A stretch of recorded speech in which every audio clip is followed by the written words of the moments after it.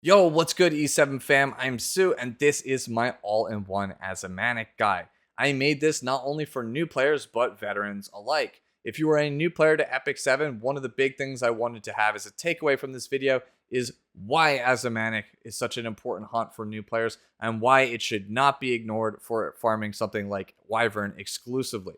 On top of that, I'll help you hit the ground running with some example teams.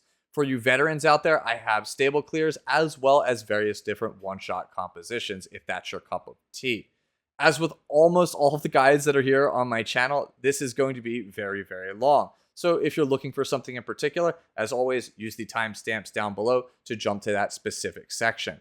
If you do actually enjoy this video, please consider leaving it a like, or if you really enjoy it, please consider subscribing to my channel. It does help me out here a ton and lets me know that people really do appreciate this long form educational style content.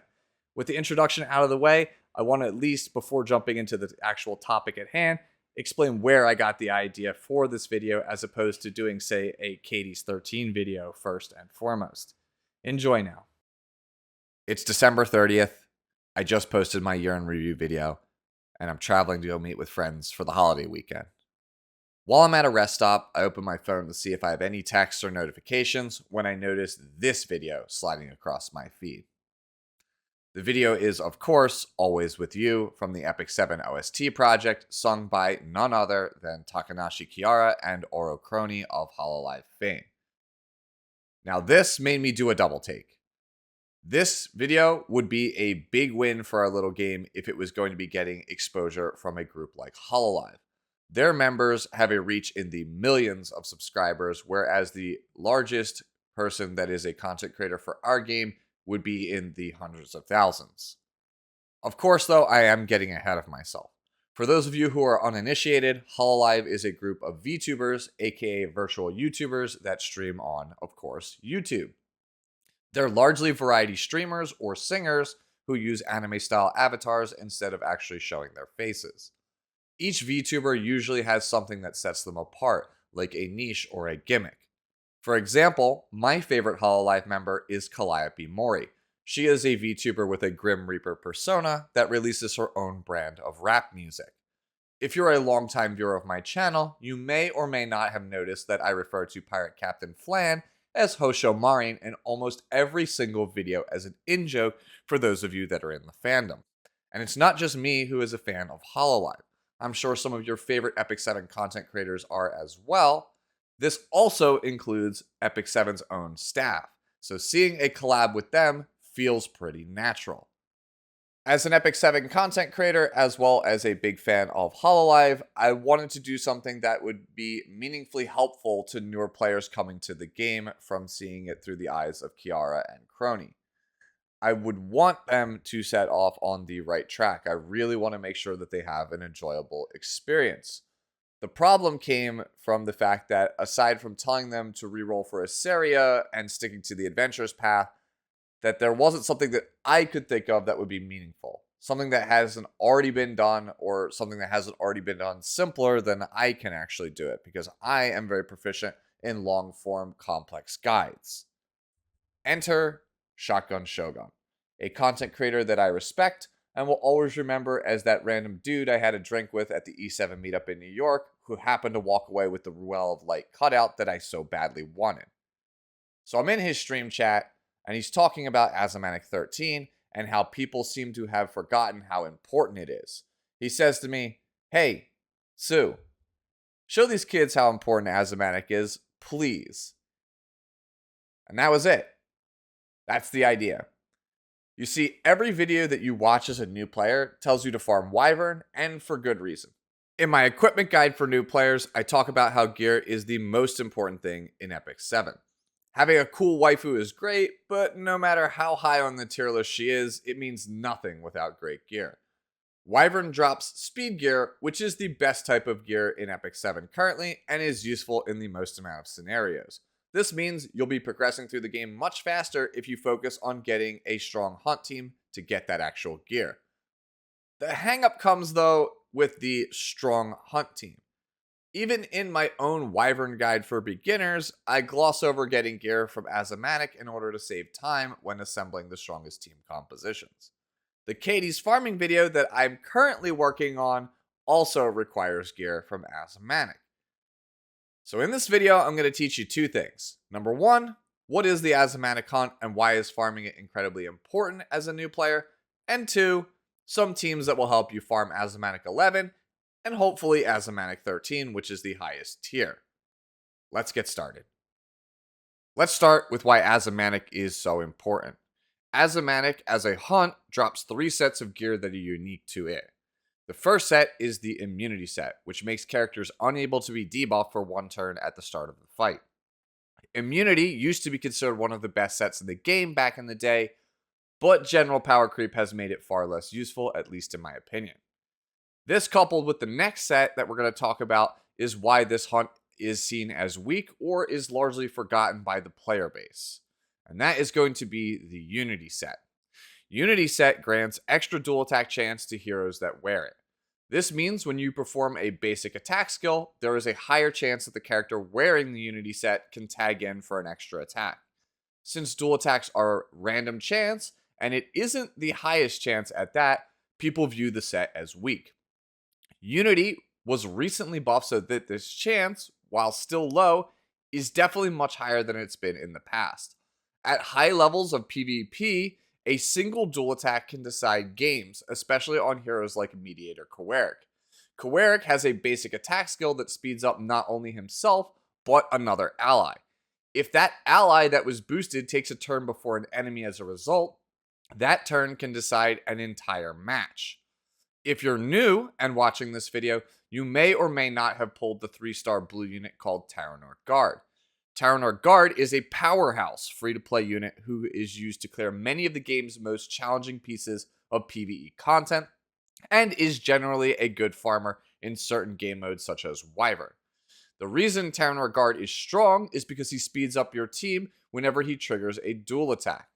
Since Unity set increases dual attack chance, it stands to reason that you'd want to have strong Unity gear for a character like this that will be seeing heavy use throughout your Epic 7 career, no? Of course, the real crown jewel of this hunt is going to be the last set, the Rage set. Rage set offers a flat 30% damage bonus when attacking an enemy with 1 or more debuffs. Note that it is a damage increase, not an attack increase. Attack increases just simply increase your attack stat, which is just one of the variables in an equation that we use to arrive at the damage a character deals. A damage increase, however, is a multiplier that applies to the entire equation, not just one variable.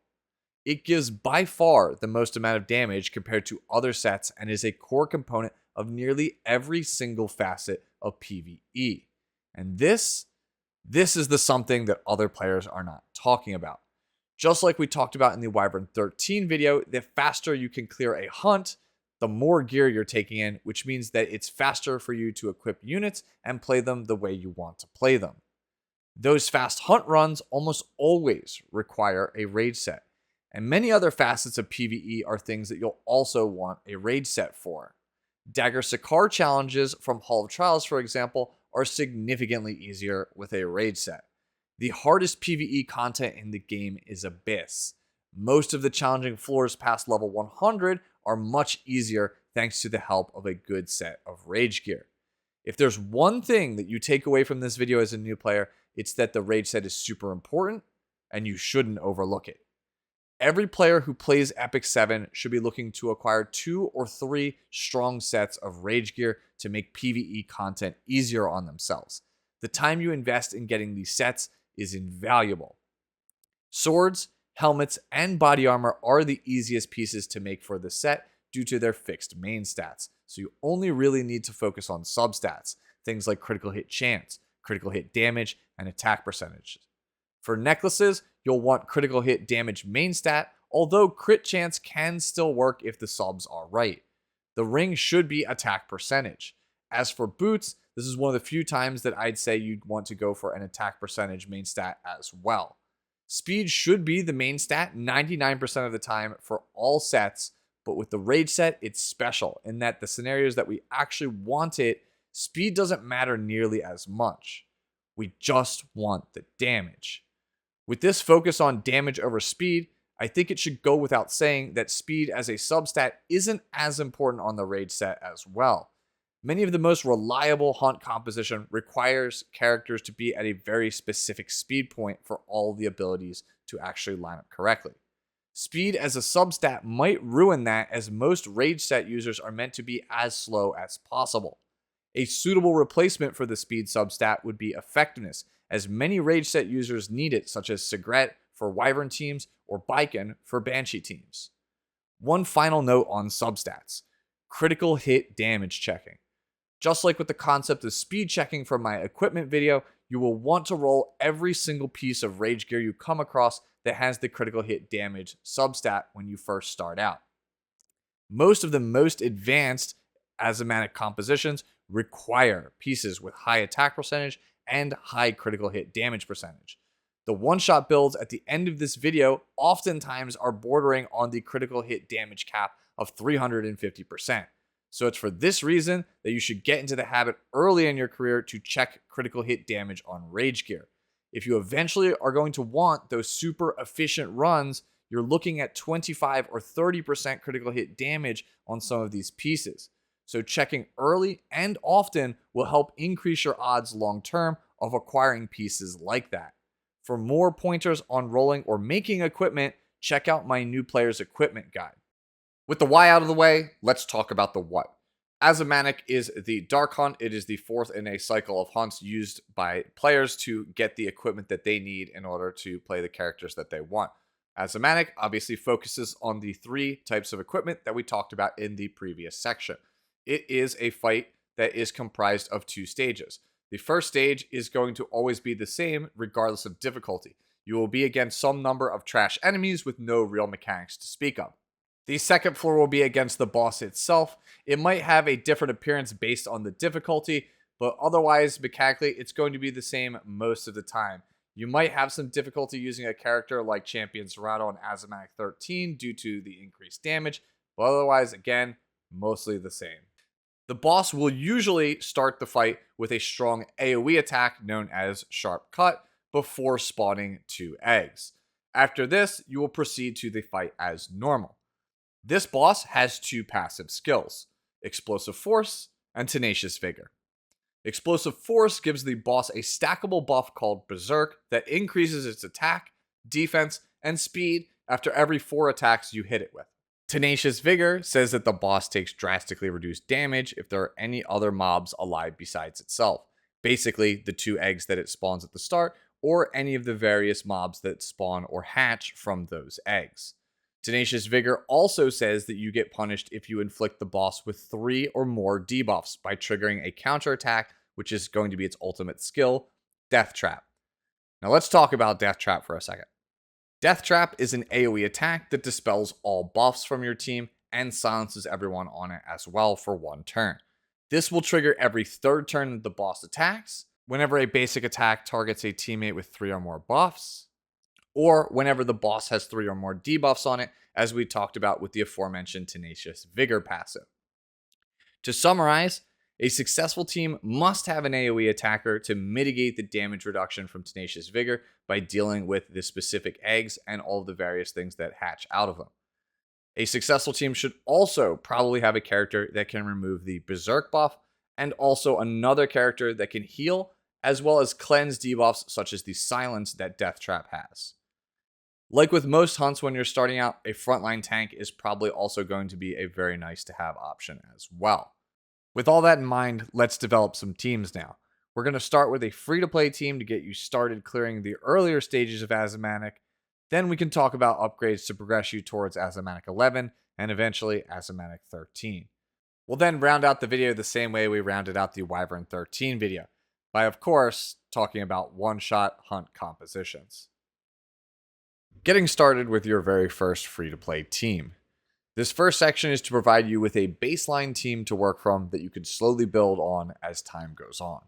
It's important to note that as a new player, you shouldn't be trying to farm Azimanak long-term with this starter team that we're going to talk about in a second. The team that we're talking about here is to help you clear the earlier stages of Azimanak until you arrive to around, I'd say, floor 10 or 11. This also lets you pick up some early pieces if you need them for things like early game Abyss or Hall of Trials to amass some exclusive equipment for the characters that we'll be talking about later on in this video. With all that said, the bulk of your stamina in Epic 7 at this point as a new player should be in farming Wyvern, while also clearing up to the conclusion of Episode 2 in Adventure Mode. Once you clear Episode 2, you will unlock Adventurer Raz, who is a core member of the stable team that we'll talk about in the second section. Farming Wyvern yields the highly desirable speed gear that we've already talked about and alluded to earlier in the video, and you'll need that gear to come up with stronger teams to eventually tackle the final floor here in Azimanak 13. This entire process is a give and take. You farm Wyvern to get started in Azimanak. You farm early Azimanak to improve your Wyvern team. Your improved Wyvern team gives you the pieces to go back to try to one-shot Azimanak 13. This one-shot translates into a high volume of rage gear, which then lets you build other one-shot hunt teams, as well as clear Abyss and Dagger Sakar challenges if you so are inclined. If you're interested in understanding more about Wyvern progression, check out the guide that I have here on my channel. The base free-to-play team that we're going to be talking about consists of Falconer Kluri, Angelic Montmorancy, and Free Spirit Tieria, with the fourth option being an AoE or healer of your choice. Most likely it will end up being the free Moonlight 5-star that you have taken from the Moonlight Connection in the game's lobby. Falconer Kluri and Angelic Montmorancy can be unlocked via the game's hero menu under Recruit and completing the necessary quests that are detailed there. You'll probably also need to run Spirit Altar throughout the week to get the necessary runes to complete those characters' skill trees and have them at max power. Free Spirit Tieria can be obtained simply by following the adventurous path from the game's lobby and comes fully skilled up and ready to go. The free-to-play tank that we're choosing is Falconer Kluri. You should place Falconer Kluri in the frontline position of your team. The AI in Epic 7 will try to attack the person in the front slot more often, so it's best to put the tankiest character there in order to actually draw hate. When it comes to gear sets for Falconer Kluri, speed set is ideal, although you can use some of the 75 health gear that the game starts you out with in order to get her to have some really tanky stats. Hit would be an ideal 2-piece set as well for her because she is going to want some level of effectiveness. The primary reason to choose Falconer Kluri as the tank is because of her S3, which is going to be Flurry Attack. It is a full Dispel from a single target, making it amazing versus the boss's Berserk buff.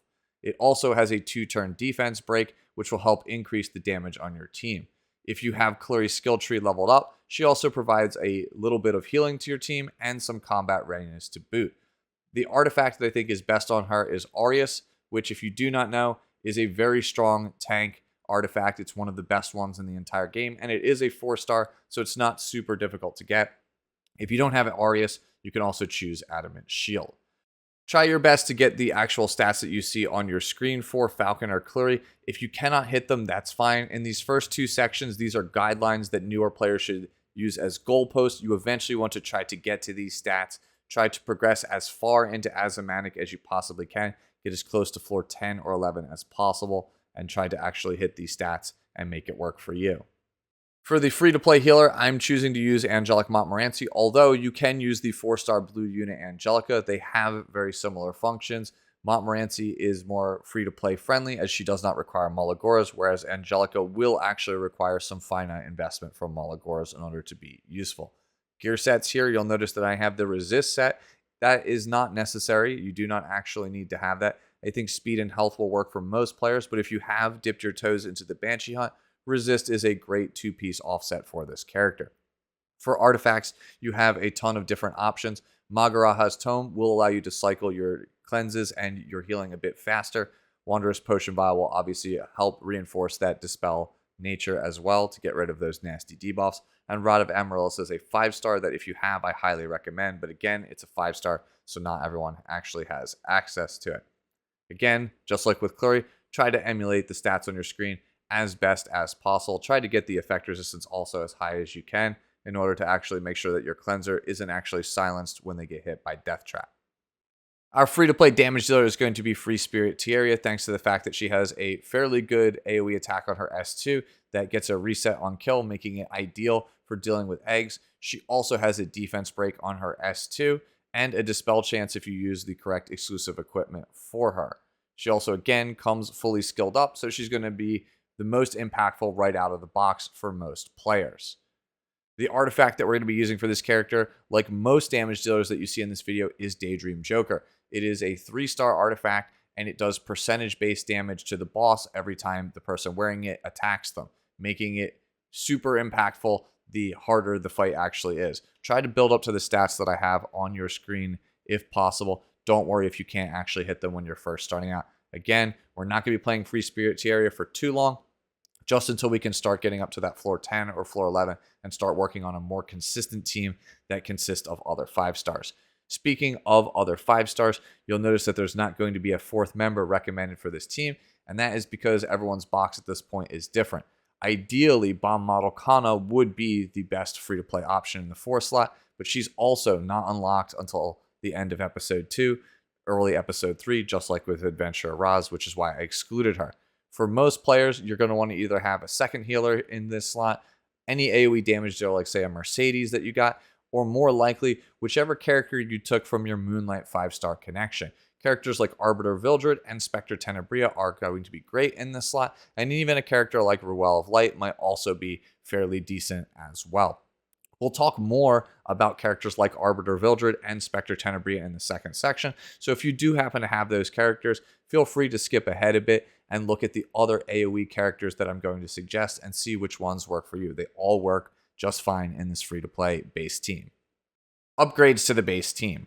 In this section, we'll be taking the base free-to-play team and adding Adventurer Raz in the tank slot if we actually have him available, and try to upgrade our healer from somebody like Montmorancy to Tamarinne, and also get extra Dispellers that are more consistent than Falconer Kluri. We'll also talk about the various different AoE DPSs that are stronger than Free Spirit Tieria. For tanks, the ideal choice here is going to be Adventurer Raz, who you get after completing Episode 2 in Adventure mode. You'll notice, just like with Kluri, Aureus is going to be the best artifact for him. However, if he is dying way too early in fights for you, if you're unable to clear Azimanak 11, 12, or 13 with Adventurer Raz on your team, consider Sword of Iseria. This is an artifact that you can pick up from Hall of Trials if you've ventured into there at any point in your career. What makes Raz so good is he has built-in healing and a defense buff on his S3. His S2 has a defense break, which could help with some extra damage, and his S1 also is another way for us to actually dispel that Berserk buff that is actually on the boss. Another replacement for Falconer Kluri is going to be the Moonlight 4-star hero champion Zerato. This character is unique because he essentially reflects debuffs that are sent his way before countering with his S1 attack, which is an AoE. This boss, as you may have noticed, has a lot of debuffs stacked into the kit, including various things like the Silence from Death Trap, as well as Bleed stacks. This means that he's going to be constantly using his AoE attack on his S1. With some good lifesteal gear from Abyss or the Banshee Hunt, he can sustain himself almost indefinitely, assuming he has the artifact Yellow Violin to remove the Berserk buff. Yellow Violin can be obtained from the Hall of Trials exchange shop, in case you don't know. This strategy makes clearing the first 11 or 12 floors of this hunt trivially easy, assuming that your gear is actually good enough. Floor 13, though, seems to outdamage the pace of Champion Zerato's sustain with repeated uses of Death Trap, since you'll constantly be reflecting a ton of debuffs on him. While it can work, it's a lot more risky and inconsistent compared to other floors, so I don't really recommend using him for Azimanak 13. Still, he is an excellent character to get you started if you're fortunate enough to pull him early. Our replacement healer is, of course, going to be Tamarinne. If you're a new player, you may not know this, but Tamarinne is pretty much the best support character in all of PvE. If you don't own her, she should be number 1 on your list of characters to try to acquire in Epic 7, as a lot of the challenging late game content will almost always require Tamarinne. She's just that good. Her S3 makes her turn into an idol once it's actually fully charged, and once there, she has access to almost everything. Full cleanses, full team heals, attack buff for the team, and even a guaranteed dual attack with a built-in Dispel, which makes her excellent for dealing with the Berserk buff on the boss as well. Absolutely stellar unit. Again, if you don't own her, she should be the #1 character that you're looking to acquire. Super flexible and great almost everywhere. Coming off the back of Tamarinne is going to be another PvE goddess in Iseria. Iseria does a lot of things for your team. She has 2 defense breaks, which will help increase the consistency and damage of your team. She has a full Dispel to deal with the Berserk buff, which is super nice. And she also has a non-attack skill that can reset the cooldowns of allies, allowing them to spam their moves. This is incredibly impactful with Tamarinne, who starts with her idle mode on an 8 to 9 turn cooldown, depending on Malagora. You can use Iseria to reset idle mode right at the start and have a powerful team ready to go right out the gate. Because Iseria is so flexible, she can hold artifacts like Midnight Bloom and Card of Small Miracles, which can help make the gearing process easier for all the various different teams. A cool trick to actually do with Iseria and Tamarinne on the same team together on auto is to leave both of their skills enabled in the lower right hand corner while disabling the other 2 members of your team. This works great if your other members are characters like Adventurer Raz, who has a Dispel on his S1, and either version of Vildred, who has an AoE attack as their basic skill, meaning that you can still clear the eggs and get a full clear on the fight while also having access to idle mode full time, as Iseria will always prioritize resetting idle mode. Very, very powerful strategy for this fight. Another character that I want to highlight for dispelling the Berserk buff here is going to be Charles. I don't think he's as good as Iseria, but he does do quite a number of things that are very good, and he's not really used anywhere else, meaning that it's not too bad if you actually decide to invest in him and gear him for Azimanak, because if he's going to be on your team full time, it's not the end of the world. It doesn't really affect your PvP in any way. His S2 has a full strip, which makes him, again, very good versus the Berserk buff, but his S3 is also a powerful AoE DPS, making him good for not only the first floor, but the eggs on the second floor, and it does provide your team with some various buffs like attack, for example. So that's very, very nice. For artifacts, we have Elber's Ritual Sword, which is a 5-star if you actually have access to it. This could be very good because you can get some counters, be able to actually dispel the Berserk with his S1, S2 combo, so that's very, very nice. Daydream Joker is also a possibility if you're really trying to maximize his S3 in order to take down the first floor or the various different eggs throughout the second phase of the fight.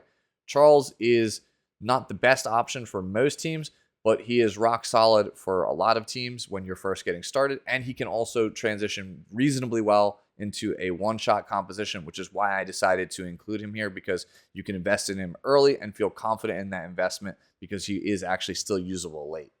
To wrap up this section, we're going to choose a powerful AoE DPS for our team. Nearly everything can work here for you. We just talked about Charles, but characters like Blue Lulica could work, Celestial Mercedes, Blaze Dingo. There's so many to choose from. So if I listed all of the ones that work, we'd be here all day. Instead, I'm going to choose 3 or 4 that most people should have access to. I'm going to cover Arbiter Vildred as well as regular Vildred, Specter Tenebria, and Vivian. The reason for Arbiter Vildred, Specter Tenebria, and Vivian is all 3 of these characters are free for you. Arbiter Vildred or Specter Tenebria can be chosen from the game's 5-star Moonlight Connection as a newer player, and Vivian is accessible if you actually clear the Awaken Update Expert Hunt Challenge for the Banshee. So eventually you will obtain a copy of Vivian for free, and Vivian is a staple component of a lot of one-shot compositions, so it's definitely a character you're going to want to actually end up picking up. First, let's talk about Arbiter Vildred as well as Green Vildred. The reason I am choosing both of them at the same time here is because they both share identical stats. So if you build Arbiter Vildred one way, you can build Vildred exactly the same way. I think Green Vildred is a better character than Arbiter Vildred for Azimanak, no matter what level it actually is. So if you do have Green Vildred, he is definitely the one to invest in. He will provide you a lot of long-term value for Azimanak. He's one of the best one-shot characters as well. So if you're looking for the better of the two, I think it's Vildred. But again, Arbiter Vildred is a great starting character as well for Azimanak if you did end up taking him for your Moonlight Connection. You can play any type of gear on him: speed, destruction, attack, whatever gives you a high attack and crit damage total. That's what we're going to want to end up playing. Artifact is going to be Daydream Joker for the reasons we talked about in the Free Spirit Tieria section. He is a character that is trying to do a lot of damage, so you want to get that extra 3% max health damage on all of his attacks wherever possible. For boots, you're probably going to want to choose attack percentage most of the time, but some builds, for example, like if you're on destruction, might require speed build. It's going to require some fine tuning. You'll notice that for a lot of damage dealers going forward in the video, it's going to depend entirely on the other characters on your team, how much attack and crit damage you need, and sometimes also even the speed. Next, let's talk about Specter Tenebria. I think personally, Specter Tenebria is the best 5-star that you can choose from your Moonlight connection as of the recording of this video. However, I think she is a step behind both Vildred and Arbiter Vildred, as well as Vivian for your AoE DPS. Still, if you did take her for her promising future in PvP, as well as things like Abyss, you can make her work for at least Azimanak 11 and even possibly 12 and 13. It's just going to require you to keep your effectiveness as low as possible. We really don't want to end up actually landing poisons from her S1 on the boss, as that will eventually trigger random death traps, which could cause inconsistencies and deaths in her runs. So we really don't want that. That said, still powerful damage dealer who has access to a multi-hitting basic skill, which is why I think it's worth including her here in this video. Rounding out our AoE DPS is going to be Vivian.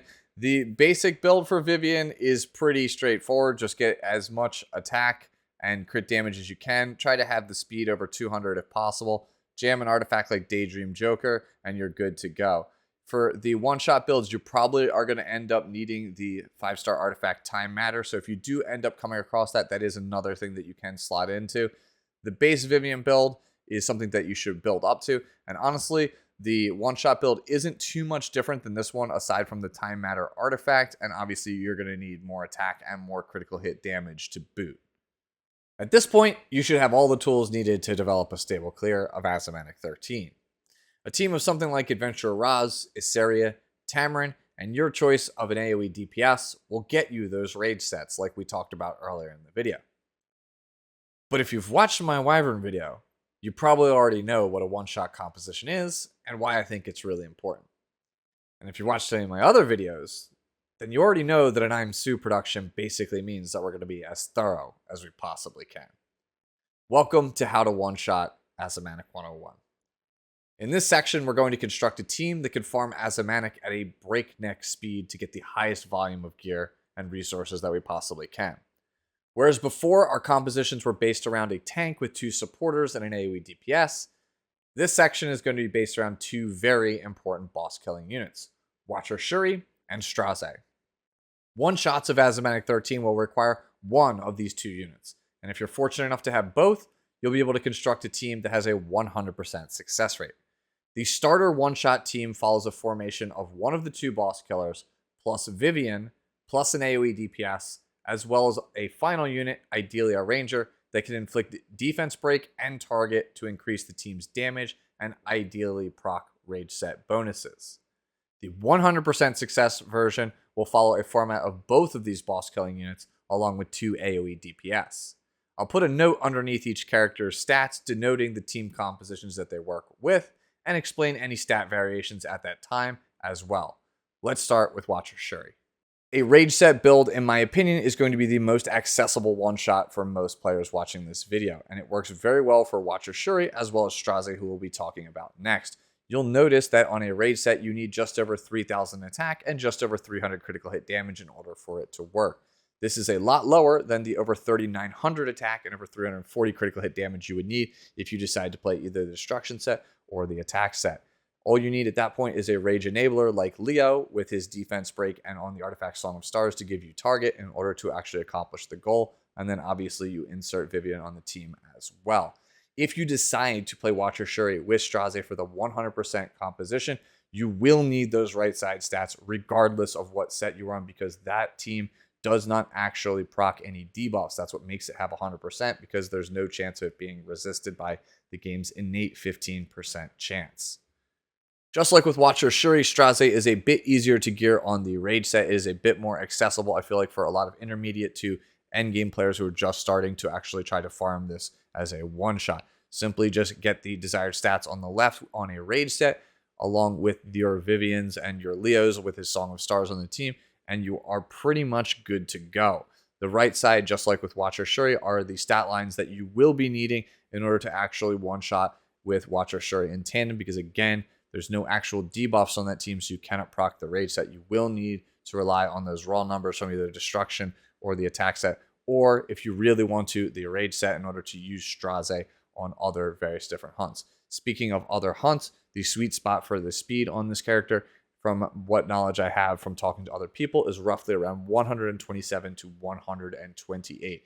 That is where he needs to line up speed tuning wise to be able to use the same Straze to one-shot every single hunt in the entire game.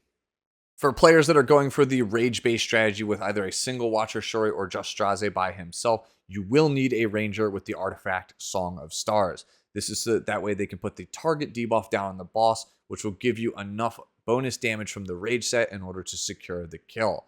Leo is who we're going to talk about first, and I think he is by far the easiest character to gear for anybody that wants to attempt this one-shot. He doesn't even need to be 6 stars. In addition to having the Song of Stars artifact, all you need is 65% effectiveness, his skill 2 max Molagorod, and to be 10 speed faster than the Vivian that you're most likely going to be pairing him with. Next up is Bellona, and I'll be honest with you, I super do not recommend Bellona. I am only including her on this list for completeness sake because maybe you don't have Leo or you would just prefer to use Bellona for whatever reason. This character is not only rarer than Leo, but requires premium gear. As you can see, she needs over 250 speed to be effective.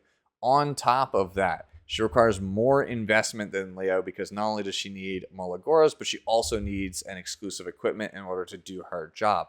She also has slightly more RNG than Leo as well, because not only does she need to land all of the defense breaks on the first floor in order for us to actually have our AoE DPS clear to get to the second floor, but she still needs to land the target and also the defense break from her combo, and she also needs to make sure that she cuts in front of Watcher Schuri. So again, speed tuning might be an issue here, depending on what kind of gear you have on Schuri and what gear you might have on Bellona. So again, I'm not a super big fan of this character, but I am including her for completeness sake. Let's talk about Vivian, who is going to be, in my opinion, the best AoE DPS you can probably play for most of these builds.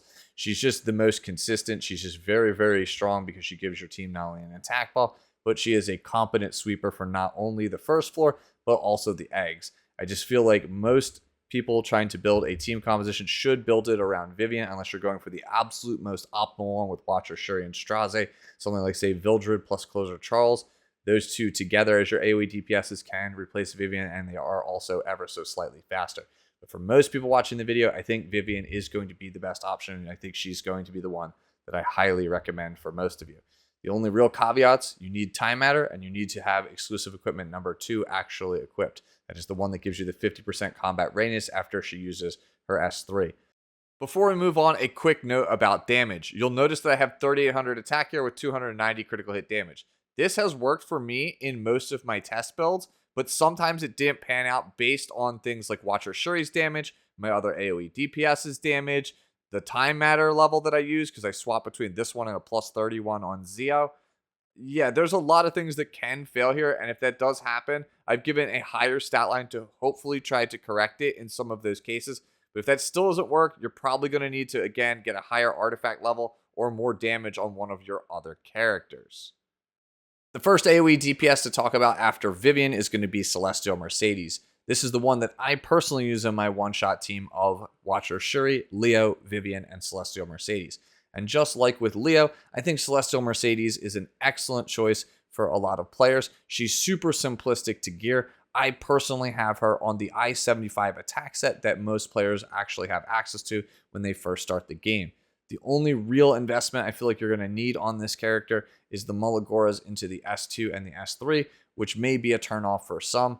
The artifact I'm using is Radiant Forever, although I have listed Daydream Joker. I think your actual stats might need to be a bit higher if you choose to use Daydream Joker. So again, your mileage may vary, just like with every other damage dealer. You're going to need to tune it with everybody else. Radiant Forever, I cannot recommend enough, though, as the optimal artifact if you actually have access to it. We've already talked about him once in this video, but here once again is Vildred with a one-shot build. If you were trying to be as efficient as possible with all of your investments in characters, I think this Vildred is the way to go. Not only is this character very good with a Watcher Schuri or Straze comp using Leo and Vivian, but he also works with the composition of Watcher Schuri plus Straze together. And if that wasn't enough, this build also works spectacularly as a speed imprint build if you're trying to pick him in World Arena. Artifacts are all damage increasing ones to help him with the first floor, but also again help him if you decide to choose him in World Arena. Other than that, all you need to do is put him on the exclusive equipment that increases his S3 damage, and just make sure that his general speed tuning and damage actually ends up working out for your one-shot. Next up is one of my favorite characters in the game in Bloodblade, Karin. There are two ways you can approach this character. A very slow AoE DPS, which pairs very well with the first style of team composition of Watcher Schuri, Vivian, and Leo, or you can go for the other much faster version of the build, which is meant to be used with Watcher Schuri, Straze, and your choice of either Charles or Closer Charles. Again, we've already visited this character earlier in the video, but here is the one-shot version of Charles. Just like BBK, he has two variations. You can go a slow, hard-hitting AoE DPS in order to help clear the first floor, or you can choose to play him as a much faster character that gives attack buff to characters like Bloodblade Karin to pave the way for Watcher Schuri plus Straze together. I can think of no better way than to close this video out with Closer Charles. When it comes to Watcher Schuri and Straze based compositions, I think Closer Charles is probably the most efficient AoE DPS. Not only does he do good damage, but he provides an attack buff to the team, which will help up their damage, and he also combat readiness pushes the entire team, which allows you to skip several of the enemy's animations, which does save a lot of time over 30 runs in the course of a farming weekend. His build looks fairly similar to a lot of the other PvP builds you've probably seen for this character, except that he's on Daydream Joker, and he doesn't need to be nearly as fast as he does in PvP. Again, at the end of the day, I really like Closer Charles, and I think he is the most efficient option if you're willing to sacrifice him for PvP usage. And that's going to do it for the all-in-one Azimanak guide. Hopefully it was of some help to you. If you think it'll help out a friend or guildmate, consider sharing it with them. And if I made a mistake or there's something missing from the video, let me know down in the comments below. A special thanks to Welchie for all of his help on the Straze one-shot compositions, especially that Closer Charles variant, and also a special thanks to Amir and Rith, whom without I would not have been able to revise and clarify the script to what it actually is now. As always, enjoy the rest of your day, the rest of your week, and I'll catch you all in the next one. Later now.